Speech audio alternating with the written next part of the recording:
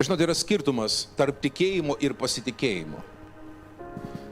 Kažko tu tiki, net ant gamtiškų kažko tiki. Yra toks tarsi pasyvumas tam tikras.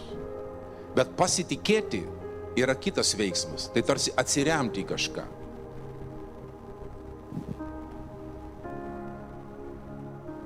Pasitikėti, atsiremti. Jeremijos 17:7. Palaimintas žmogus, kuris pasitikė viešpačiu, kurio viltis yra viešpats. Kitose vietose pasitikėk viešpačiu ir jisai veiks. Pasitikėk viešpačiu ir jisai veiks.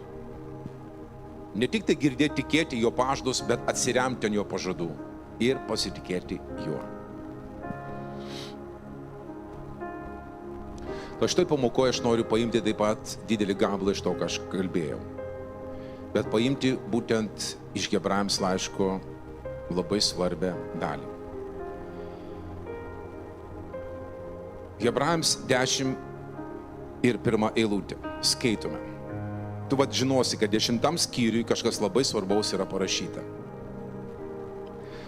Kadangi įstatymas, koks įstatymas tiems, kurie nežino, Mozės įstatymas, turi tik tai būsimųjų gerybių šešėlį. Reiškia, jisai nusakė būsimas gerybės. O kasgi gaus tas būsimas gerybės, atspėkite. Mes. Kadangi įstatymas turi tik tai būsimųjų gerybių šešėlį, o ne patį dalykų vaizdą, jis niekada negali tomis pačiomis aukomis, kurios kasmet vis aukojamos ir aukojamos, ištobulinti tų, kurie artinasi. Čia kalbama apie aukas. Ir mes matome vieną principą, aš galvoju, žinot, mano nuomonė tokia, kad Dievas pakėlė Izraelio tautą, kad per tą tautą parodytų savo principus. Savo teisingumą, aukos principą, teisumą, kraują. Nes tie dalykai yra svarbus Dievui. O ėjo, sakykime, šimtmečiai, taip? Ir Dievas savo principus parodė Izraelyje. Ir tai buvo tik tai šešėliai. Tai buvo pats principas. Pavyzdžiui, yra kareivėliai, žaidžia kareivėlės vaikai, bet yra tikri kareiviai, taip? Žaidžia karą netikrą, yra tikras karas. Tai yra pavyzdžiai tų dalykų. Ir viena iš tų dalykų, kurie Dievas rodė savo tautai ir tauta aiškiai žinojo, kad už kiekvieną nuodėmę nusikaltimą yra mirtis. Žmogus, kuris nusideda, jis miršta dvasiškai. Mirtis atneša dvasinę mirtį, atskyrimą nuo Dievo. Ir kad reikalinga auka, kuri permaldotų Dievo teisingumą, ne patį Dievo, bet Dievo teisingumą, reikalinga auka, kuri pridengtų. Vietos aukos buvo ir taip atliekama ta visa procedūra, kad nusikaltęs žmogus uždėdavo rankas ant aukos, išpažindavo savo nuodėmes ir tos nuodėmės tą kaltė perėdavo ant to nekalto gyvūno, kuris turėjo būti be kliaudos, be kažkokių defektų. Ir tada jis buvo paaukojamas Dievui. Ir tai buvo numalšinama ta rūstybė arba pridengiamos nuodėmės. Tol, kur yra tikras Dievas, ten yra auka. Ir per auką mes įeiname į Dievo švarę aplinką. Auka, pati auka, jinai apvalo atmosferą, apvalo žmogų. Dvasiškai apvalo. Tol be kraujo praliejimo nėra atleidimo. Kraujas turi būti pralietas. Kas yra kraujas, simbolizuoja asmenį. Kraujas ne tik tai skystis, tai yra asmuo su visa genetiniu įrašu ir taip pat su to moralinio žvaigždžių įrašu, kaltė ir nekaltumas. Sako, jis praliejo nekaltą kraują, reiškia, jis nužudė nekaltą žmogų. Aš jums sakau, ką reiškia hebraizmas tas. Kai mes sakome, imame šitą taurę, arba Jėzus sako, tai yra naujasis palikimas mano kraujuje, suprask, mano asmenyje.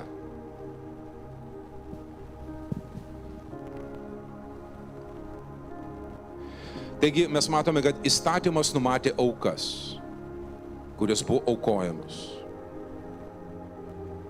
Ir ėjo laikas, kai tos aukos liovėsi atlikinėti tą tikslą, dėl ko jos buvo skirtos. Žmonės jautė vis kaltę.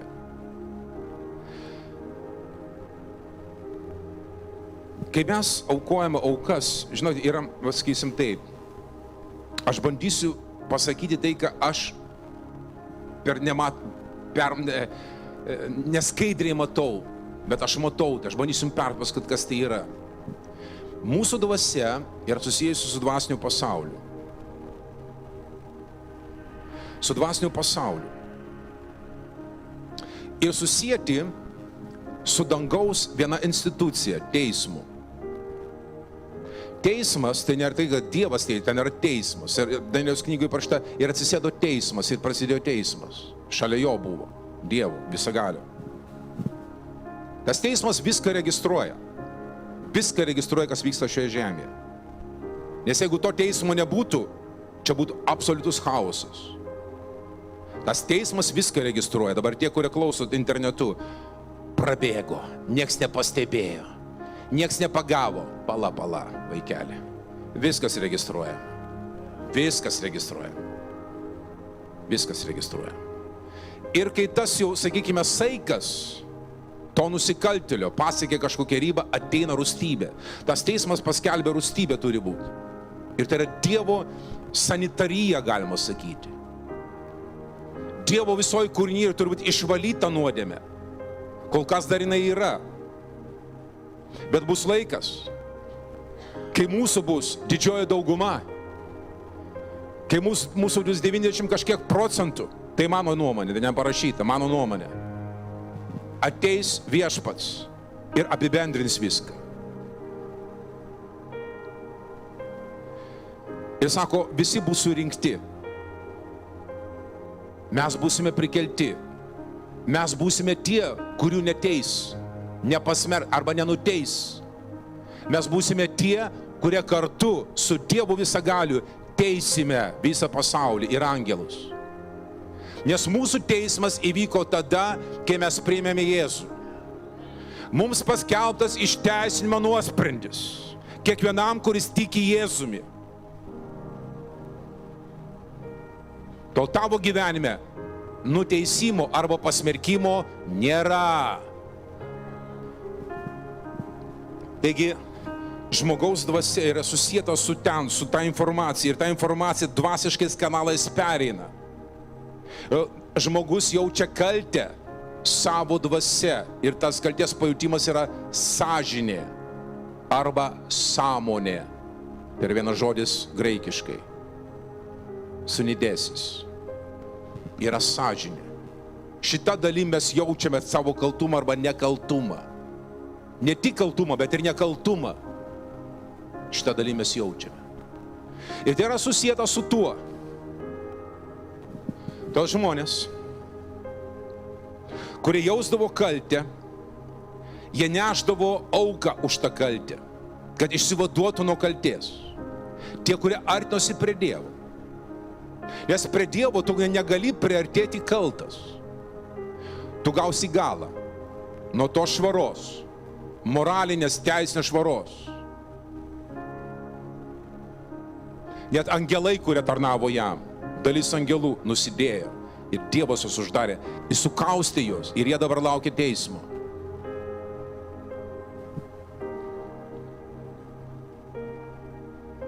Ir pagal mano nuomonę ir šėtonas yra surištas. Jis nėra nugalabdas, bet surištas. Paskutinė diena jis bus ištrauktas, surinks kažką, Hebra surinks, kurie puls šventųjų stovyklą ir Dievo miestą. Kas jie tokie? Mes. Bet iš dangaus ateis nuosprendis.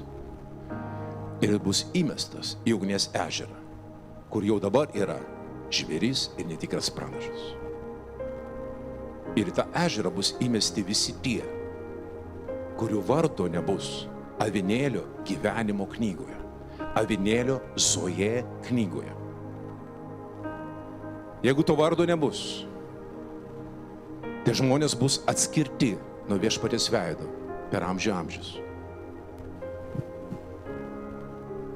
Dievas padarys sanitariją viso pasaulio, supakos visą blogį ir uždarys. Ir blogio daugiau nebus. Todėl mes džiaugiamės šiandien, bent jau aš tikrai džiaugiuosi, kad mano vardas yra įrašytas avinėlio gyvenimo knygoje. Dėl to džiaukitės, kad jūsų vardai įrašyti avinėlio gyvenimo knygoje. Dabar aš matau kai kurie klausimų, o gal mano ir neįrašytas? Tai dabar čia pamokslas yra tau. Žinokit, ateina laikas į tikinčią gyvenimą, į mano gyvenimą ne laikas, kai aš noriu viską taip aiškiai matyti. Man nereikia kažkokio pasako, miglos. Aš noriu matyti Dievo valią. Aš noriu matyti jo mintis, jo sumanimą. Ir kai aš matau jo sumanimą, aš galiu jo pasitikėti. Aš galiu atsiremti jį. Tai nėra kažkokia mašina, aš noriu kažką gauti, reikia mest monetą. Ir iškrenta tenai šokoladukas. Kitaip čia nepraeisi, reikia mest monetą. Principas yra toks, ne? Aš noriu viską aiškiai matyti ir aš įsitikinęs, ir tu nori aiškiai matyti Dievo valią. Ir kai tu ją pamatysi, koks geras yra Dievas. Tu apsikabinsi, tu jį mylėsi, tu jį vertinsi ir garbinsi. Ir 100% padėka kils jam, nes tu matai, už ką dėkoji. Tikra padėka ateina iš to, ką tu matai. Tu įvertini tai. Ne už nieką, ką, tu pamatai jo turtus, kurie nukreipti link mūsų.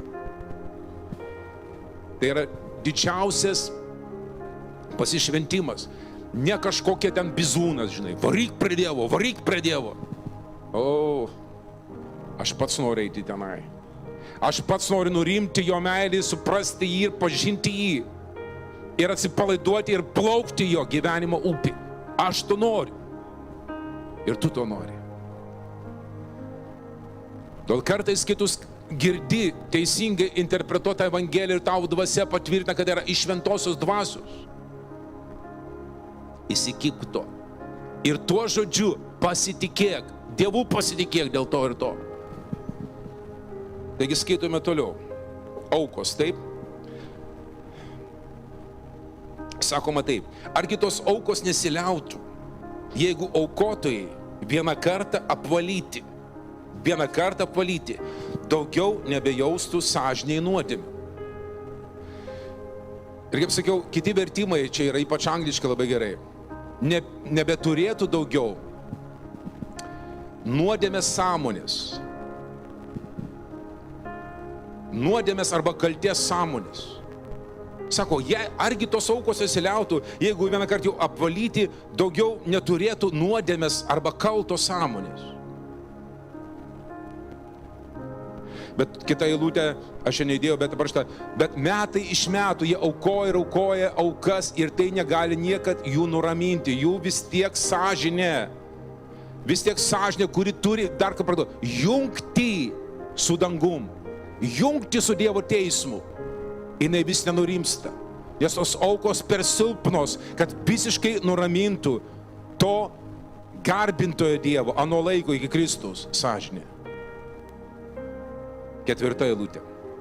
Juk neįmanoma, kad jaučių ir ožių kraujas sunaikintų nuodėmes. Neįmanoma, kad jaučių ir ožių kraujas, tai kas buvo aukojama, kad sunaikintų, kad jos neliktų iš viso. Aš galiu pridėti ir man patinka ta interpretacija, jos tik tai pridengdavo, bet nesunaikindavo. Dabar nuo 5 iki 6 skaitome. Todėl ateidamas į pasaulį, jis sako, jis kalba, kas jis? Jėzus. Jis tuomet dar neturėjo vardo Jėzus. Bet kaip Danielius sako, aš mačiau panašų į žmogaus sūnų. Nes Dievas yra panašus į mus.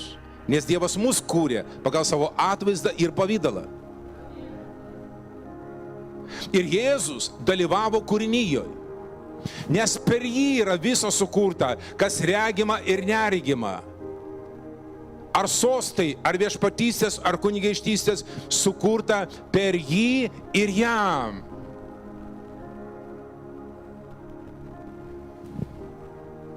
Todėl sako Danielius, aš mačiau regėjime, prie amžinojo buvo privestas panašus į žmogaus sūnų.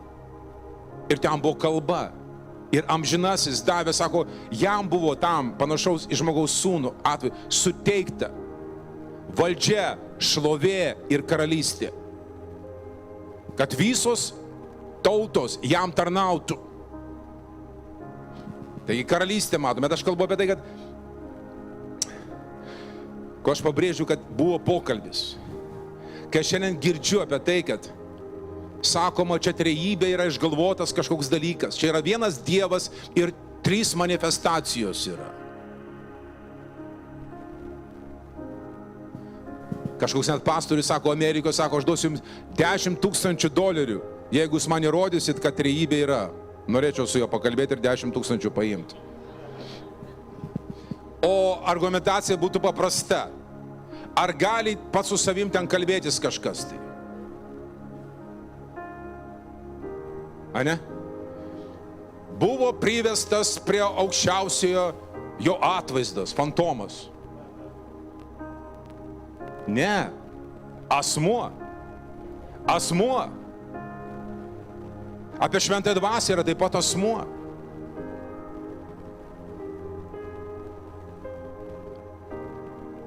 Taigi, ateidamas į pasaulį, tai yra prieš ateidamas į pasaulį, į šitą žemę, jis turėjo pokalbį danguje. Sako, aukų ir atnašų tu nenorėjai, bet paruošei man kūną. Dėmesio, jam buvo paruoštas žmogaus kūnas. Tas žodis inkarnacija įvyko. Jis įėjo žmogaus kūną. Šventoji dvasia nužengė ant Marijos, Marija davė jam kūną.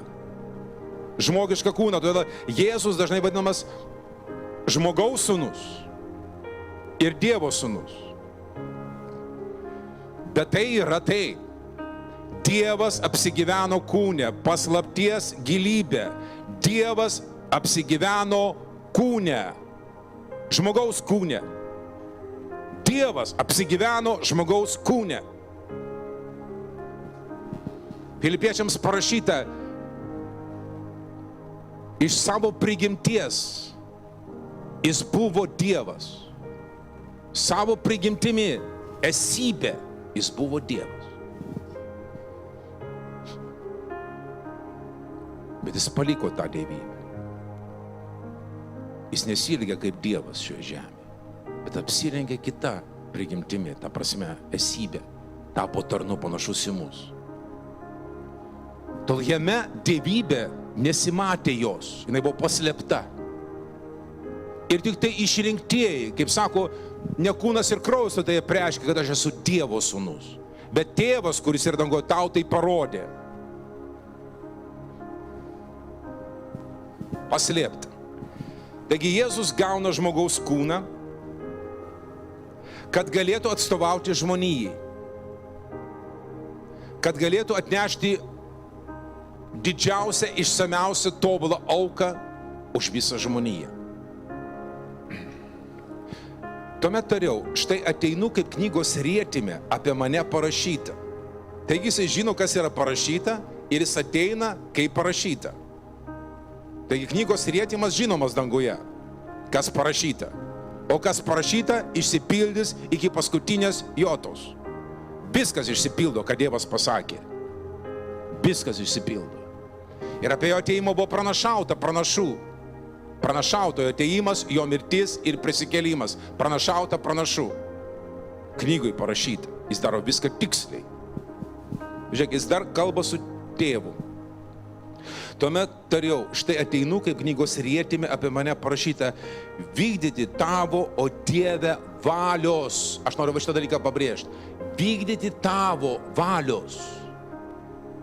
Jeigu braukote Bibliją, pabraukit čia. Tavo valios vykdyti ateinu.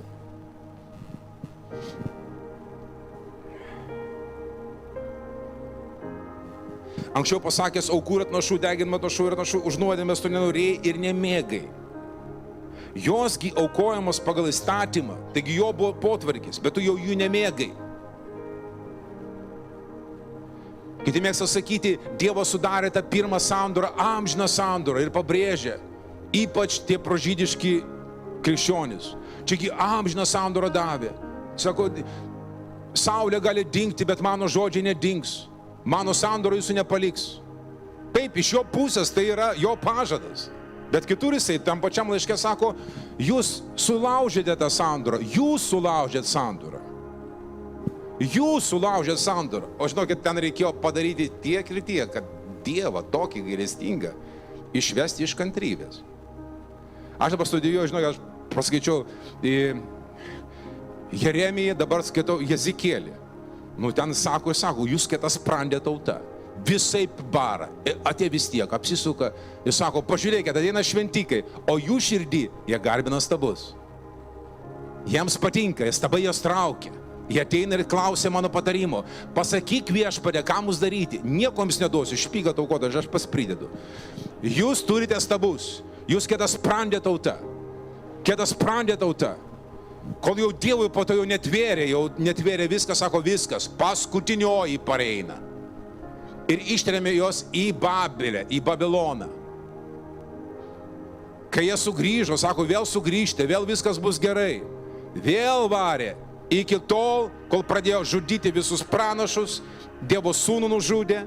Ir sako, jiems artinasi galutinė rūstybė, galutinė pribaigimas. Tokį Dievą gailestingą.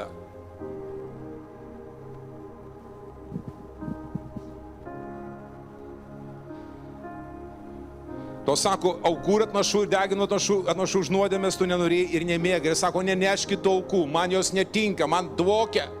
Pasitrauki nuo tų su tom aukom. Tai viskas sutepta.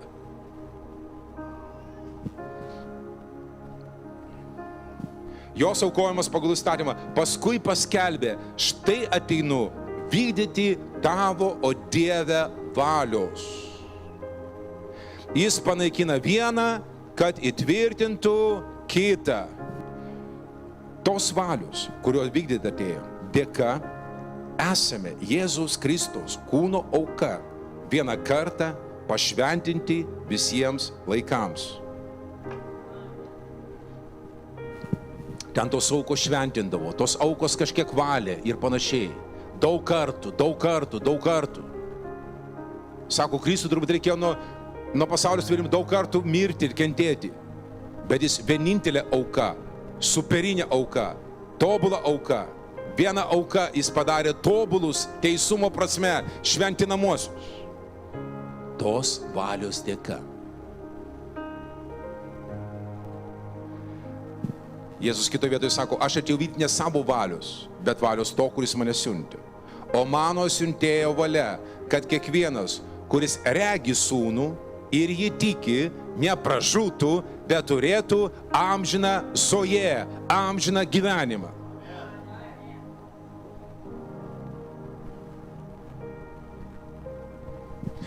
Kodėl aš tiek jums pabrėžiu šitą valią?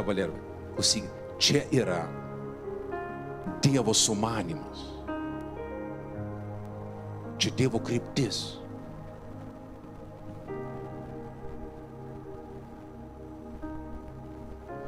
Ir jeigu tu praregėsi kada šitoj vietoje, praregėsi ir pamatysi šitas eilutės, va tą valios dėka, tos valios dėka, sako, jis panaikina vieną ir nustato kitą, čia dar truputį pakalbėsim.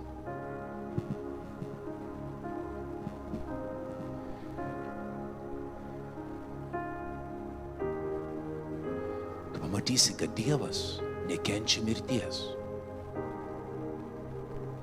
o mirtį atneša nuodėmė. Dievas taip pamilo pasaulį, kad kiekvienas, kuris tiki, nepražūtų, bet turėtų amžiną gyvenimą.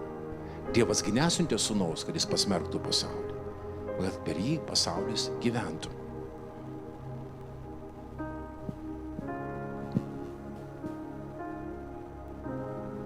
Jeigu apie nuodėmes, tai jau barsiu tiek ir tiek. Nu, aš ne save kalbu, bet kažkokį į kabutės paimkime pamokslininką. Šventumą. Jūs tu, žinau, ką padarai praeitą vasarą. Ten apie vieną pasakoja, bet klausiau vien tokio sekmininko, jis toks geras sekmininkas, bet turi labai daug sekmininkų, kur aš gimiau ir ten buvau pavalgęs tų dalykų visokių. Jis pasakoja taip. Kažkoks ten buvo mega bažnyčios pastorius. Viskas kaip ir gerai buvo, bet po to įsivėlęs buvo į mafiją. Važinėjo kažkur į užsienį, prisidengęs pastoriaus to dokumentų, praeidavo muitinę ir veždavo narkotikus. Baisus dalykas, ne? Jį pričiupo ir pasodino į kalėjimą. Aišku, buvo, papiktinimas, supranti, bažnyčiai, kad pastorius prisidengė savo pastorystę, o pastorius Amerikoje tai kaip, neliečiamybė turi, kaip ambasadorius. Ir dabar toks pastorius su narkata papuolė ten kažkur tai. Suprant, jį pasodino į kalėjimą. Ir pasako, praeina kiek metų, ten išėjo iš kalėjimo. Sako, matau laidoj kažkur ten su krikščionimis kalbasi, su tarnautoju, sako, aš atsėdėjau kalėjime, man Dievas atleido ir sako, jis pradeda jau pamokslauti. Ir tas sako, kaipgi taip galima? Tiek visko pridarei, dabar čia sėdi ir pamokslauji. Ir jisai pasako, taip, Dievas atleidžia, bet... Ir tas bet, a kas bet? A kas bet? Atsimenat, kai Jėzus pasakė Petrui, sako, mane pamuš ganytoja ir avys išsklaidys, niekur, į kalėjimą su tavim ir čikiriki dėl tavęs. Sako, šią naktį įsiginsi manęs. Ne, baig. Ir ten jisai su Matu, keiksmažodžiais. Ten taip parašyta. Nepažįstu šito žmogaus. O jeigu ten būtų kokie nors po to įtikėtų, tu čia Petrai, ką tu? Ką tu čia popiežius ar ką? Mes girdėjom, kai tu keikiai Jėzų. Visą gyvenimą turėsi tokią reputaciją keikūnas, išdavikas. Čia žmonės taip nori. Sveiki atvykę, nusileidė iš dangaus į bažnyčią. Tai prieško, kaip čia tave prisikabinti prie tave, sumenkinti tave. Ir iškabinti kaltę. Dabar sugretinkime, ko Dievas nori, kaip jisai mato. Dėl ko Jėzus mirė ir kentėjo ir buvo pažemintas, kuris veikia kartu su Dievo valia. Aš ateinu į šitą juodą planetą. Aš apsigyvenu žmogaus kūne. Aš ateinu žmogaus karalystę. Vien dėl tavęs, tėve, dėl tavo valios. Aš iškentėsiu pažeminimą, iš manęs juoksis kažkoks tai tenai pilotas ten. Kareivė prengs mane tipo karaliaus drabužiais. Muš mane. Ir sakys, pranašauk. Aš viską iškęsiu dėl tavo valios, tėve. Aš viską padarysiu, nes tavo valia, kad aš atnešiu auką, žmogaus kūną.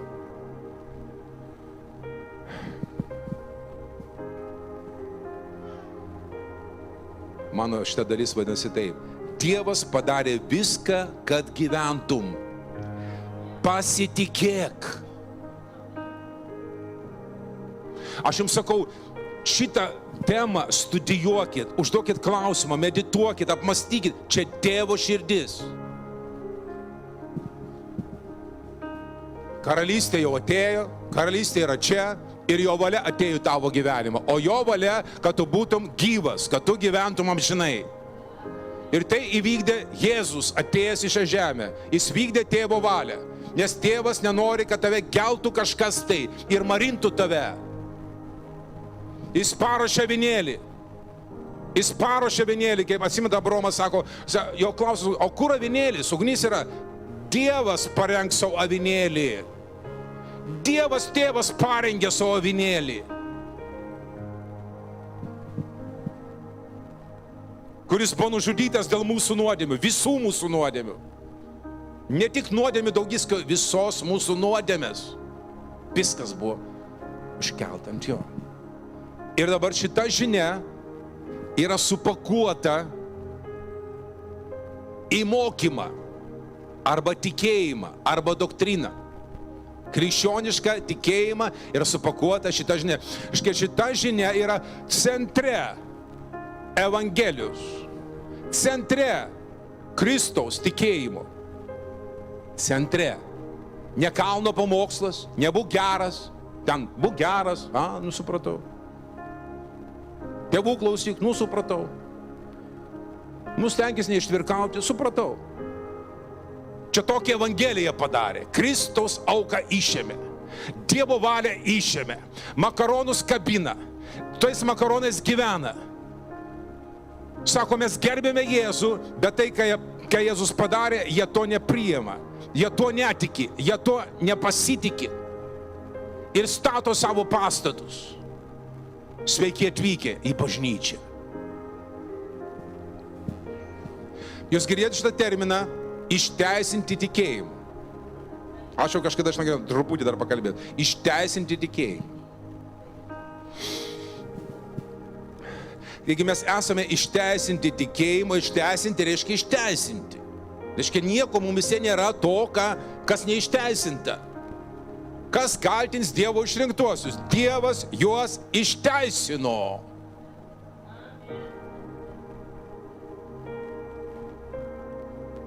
Dievo teismas vieno nusikaltimą Adomo pasmerkė tas teismas, o antro žygdarbį taip įvertino, kad paskelbė išteisinantį nuosprendį. Taip reikia išversti romiečiams. Kiekvienam, kuris tiki, išteisinimo nuosprendis paskeltas tau. Koks nusidėlis, tu išteisintas, naujas kūrinys, sunaikinta viskas. Dievo vaikas. Atleisiu nuodėmes ir daugiau jų nebeprisiminsiu. Žmonės prisimins, Dievas neprisišiolytas. Žiūrėkit, ką kalba Paulius. Nors iš prigimties esame žydai ir nepagonių kilmės nusidėjėliai. Čia mes kilmingi nusidėjėliai. Geros kilmės, žydiškos kilmės nusidėjėliai.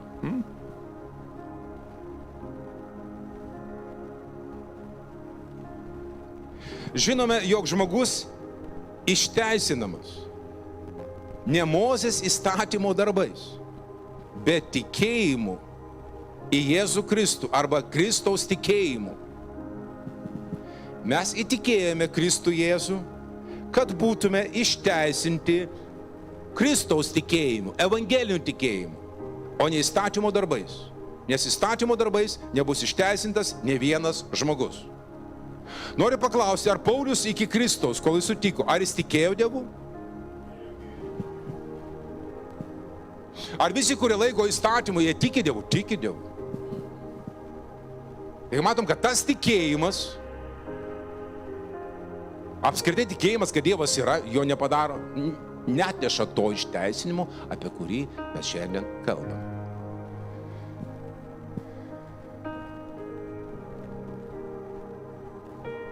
Ar Dievui patinka geri žmonės? Taip. Ar jam patinka tie, kurie teisingi? Taip.